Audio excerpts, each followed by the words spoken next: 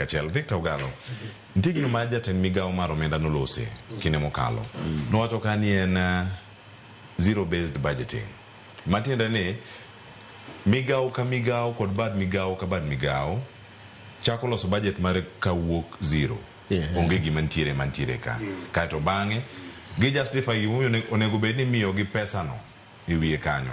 Mane gimoro manya bed ni timore sani nikech kirango iwacho ni sirkal mar Kenya Kwanza through better model margi mano mar bottom up economic transformation agenda ne gin gi geno mano mar tingo oweni matindo. Mane ne wacho mama mboga, mtu wa boda boda, jok mane gi kembe matindo mantiere karkacha, MSMEs. Kendo kama gintiere budget mawang'ni jogo moyudo lal maduong' ahinya gin jogi mantiere SMEs. State Department mano mar MSMEs oyudo budget margi modok piny kod atamalo 12.9 e kind mamoko kanyo madhi 9 achne kata boro mantiere wiye kanyo moyudo dok piny ahinya kirango kod kata supplementary budget mano ma ikomenda makoro rumoni. Matiende namo japiny nyalo wacho ni ojwang' jogo mane omiyo gidonje telo gi sirkal koso giniyo machalnade ma mboga sani gintiere karka giwacho ni omenda ni onge jok bi nyiew kata lot bi chiemo ma ji nyaka nyiew mama usa lot ma uso ringo moro kumoro ji ok bi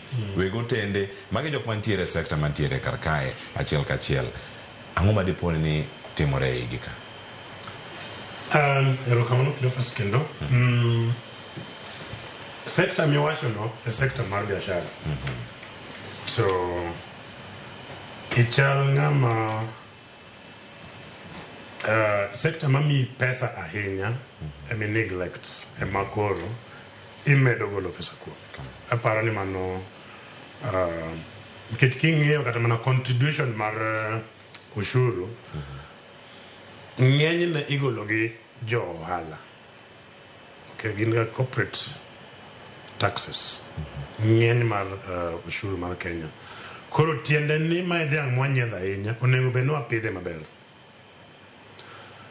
To zero based budgeting to kaneka en target mwanyalo chope machiegni.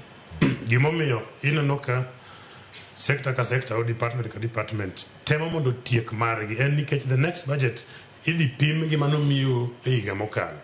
Omenda mano miyo higa mokalo nutiyo kode mutieke. Haya karo timo no top up.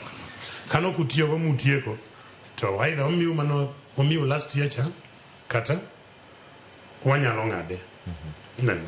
Koro zero based budget hapa ni en gombo moka neka kijingeni budgeting making process is a political process. Mano nyaka kungo igere.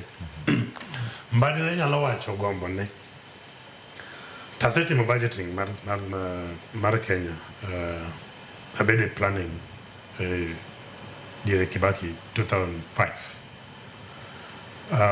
Ang'eyo akitimo budgeting kendo ang'eyo kaka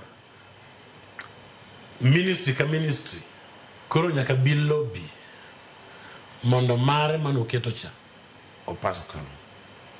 Koro nitiere lobbying. Abene luwore ni to jatendu mane ministry mane manyalo dhi lobby mondo budget mare kik ng'adi. Mano now is a political process. Koro yes, department, state sector, state timo budget kose keli kanyakla. Koro ka treasury bedo. To samoro ka treasury bedo piny to ok gibedo gi economist, gibedo mana gi accountants to nitiere mismatch e prioritization. Nikech samoro yudo ka jatelo moro ministry CS moro osiep CS mar treasury. Umena gira moro nitie kanyo manya kitima ng'owa manya kakal. Koro zero based aneno ka nigi it's a political process. Then nitiere gima kizungu luongo ni vendor driven budgeting. Tiende ni ministry mar roads cha nitiere ndara moro mar agombo ni mondo adhi ager iketo budget mi provide ting'eni ne midhi kelo jogi. Mano en vendor driven. Dire mane waloso standard gauge railways, it was also vendor driven. Ogore gi ng'at ma oko mobiro mo osel ne sirikal to ebe mondo otimang'o ebe mondo otime. Mano is vendor driven. It's not based on need, current need. Yes, wanyalo bedo no adware, but do we need it currently? No. Koro vendor driven projects bende nitiere. Wadwa dhi kunyo yao moko kia niluongo ni dams magi. Ineno. To ng'ama dhi kunye osepang godo moket tayari. Koro ichuni godo ni ma nyaka bed ang'o, ma nyaka bed budget. Gigo endi ema miyo wabedo gi misinformed priorities or upside down priorities. To nyaka wadil gi siasa mar budgeting. Mano ta dieri makata kamba adi nyalo gomo mano nyaka bed ja siasa motegno e weche gi endi. To adwa wuoye gimo matin ma aparo ni FCPA winjo ka otemo wacho ni wanyalo choko 4.2 trillion, which is true.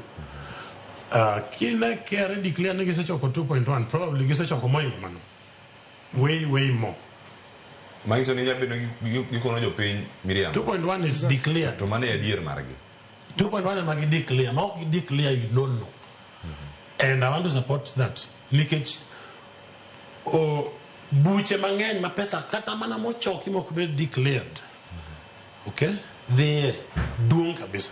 Sami negi declare ne nyukta 0.1 trillion osebedo collected. Ngene the way above that. Gisechoko mang'eny kabisa already.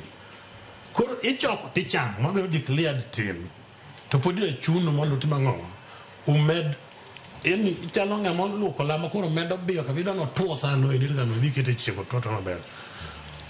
Koro mano is true no wanyalo. Ka sama giwe kelo gimoro ni VAT expansion ging'ian to mochoki to ere kaka wanyalo geng'o buche magidhiye. Kech sani onego bed ni, I mean, uchumi mar Kenya gi taxes mineno wachoko gindi. Oingo wachoko 4.2 me giwacho nendi. Moko nego bed kata ni gik moko manyalo ka gopi ma wan godo oko. Pod deyo wanyaka sani endi. Koro mane loophole mokwongo. To sama jatelo Mbadi okelo ni ng'ato nyaka bed gi pin for purposes mag choko ushuru. Da gombo mondo ng'iane na kata mana parliament.